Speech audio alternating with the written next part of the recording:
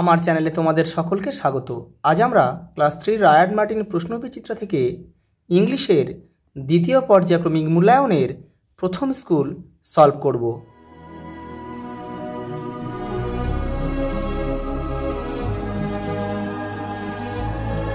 দেখো প্রথম স্কুল, দেখো প্রথম প্রশ্ন, দেখো answer the following questions is in full sentence. দেখো পূর্ণ বাক্যে উত্তর দিতে বলেছে। বলেছে which insect is green in colour, কোন পতঙ্গের রং হয় সবুজ।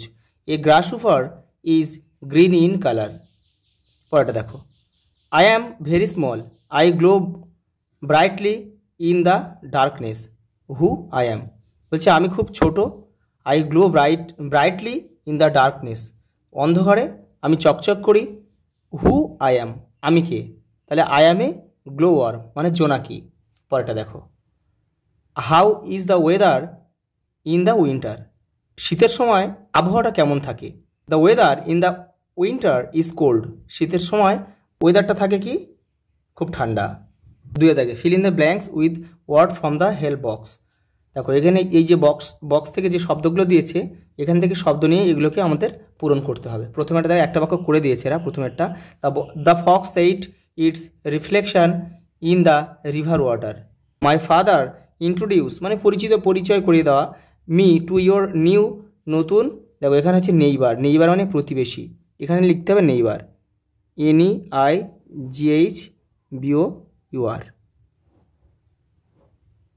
নেইবার।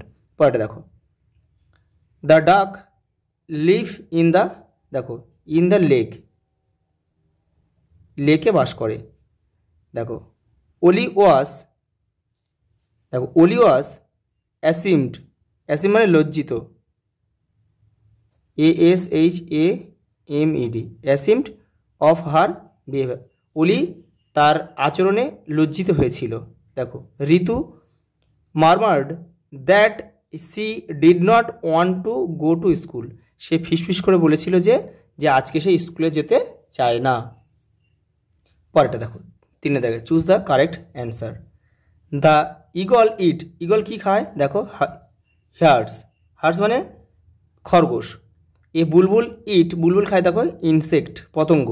এ ডাক ইট, দেখো কী খায় টিনি ওয়াটার অ্যানিম্যাল, ছোটো ছোটো জলের প্রাণীদের কী খায় হাঁস। দেখো অ্যান ইগ্রেট ইটস, ইগ্রেট বলতে বক কী খায়, দেখো ফিশ খায়, মাছ খায়, আমরা সবাই জানি। পরেরটা দেখো right T for true and F for false statements in the given boxes। ঠিক আছে, তোমরা এই বক্স রয়েছে, এখানে তোমাদের ফলস বা ট্রি লিখতে হবে, কোনটা সত্য কোনটা মিথ্যা। দেখো the peacock was sorry for his beauty, এটা কিন্তু এটা ভুল বাক্য। কারণ কি বলতো, এটা ছিল এটা পিকক তার সুন্দর, তার সে যে সুন্দর দেখতে সেজন্য সে খুব গর্বিত ছিল, প্রাউড ছিল, তাহলে এটা কিন্তু এফ হবে, ফলস।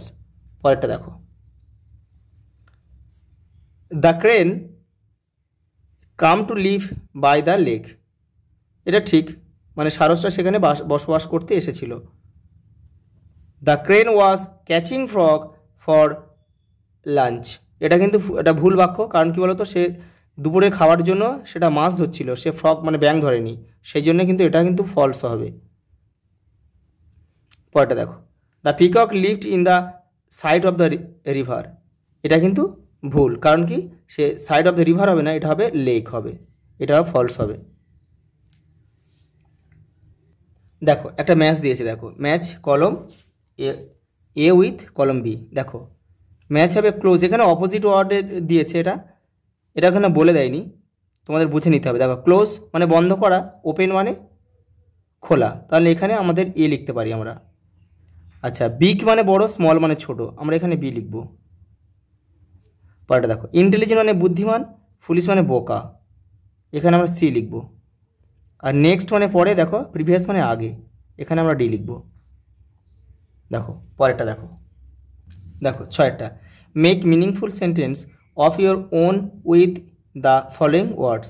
দেখো স্নো, স্নো দিয়ে একটা বাক্য রচনা করতে বলেছে। দেখো the children love playing in the snow, বা শিশুরা বরফের ওপর খেলা করতে ভালোবাসে।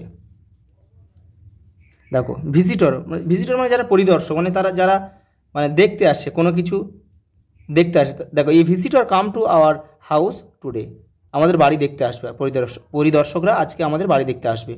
পরে দেখো একটা জামেল ওয়ার্ড দিয়েছে, এটা তোমাদের সাজিয়ে লিখতে হবে। এটা দেখো, এটা হবে মসকিউটো, এটা হবে বাটারফ্লাই, আর এটা হবে পন্ড।